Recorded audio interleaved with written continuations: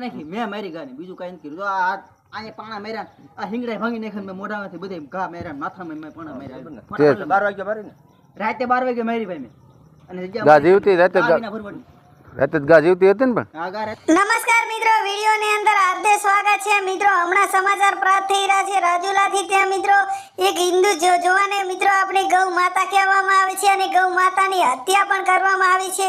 ત્યારે મિત્રો ગૌ માતાની વાત કરીશું કે ગૌ માતા ભરવાડ સમાજની હોવાનું જાણવા મળ્યું હતું અને આ મિત્રો હિન્દુ દારૂ પી અને ત્યાં મિત્રો નશાની હાલતમાં ગાયનું મિત્રો તેમના સાથે કોઈ પણ કૃત્ય કરી અને તેમનું મૃત્યુ પણ કરવામાં આવ્યું હતું અને તે મિત્રો તેમની શિકાર પણ કરી રહ્યો હતો કે રાતે 12 વાગે મી ગાયનું મોત પણ કરવામાં આવ્યું હતું. 12 વાગ્યા સુધી ગૌ માતા આપણી જીવતી હતી. ત્યારબાદ તેમની હાલ પોલીસે કોઈ કાર્યવાહી કરી નથી એવા પણ સમાચાર મળી રહ્યા છે અને તે મિત્રો સામે આપણે હિન્દુ સૌ ભેળા મળી અને તેમની મિત્રો જલ્દીથી જલ્દી ધરપકડ થઈ જાય અને તેની સાથે ગુનો પણ નોંધાય અને તેમ મિત્રો ગૌ માતાની હત્યા કરી છે તો તેમની પણ મિત્રો ફાંસીની સજા થાય એવું પણ મારું પણ કહેવામાં આવે છે.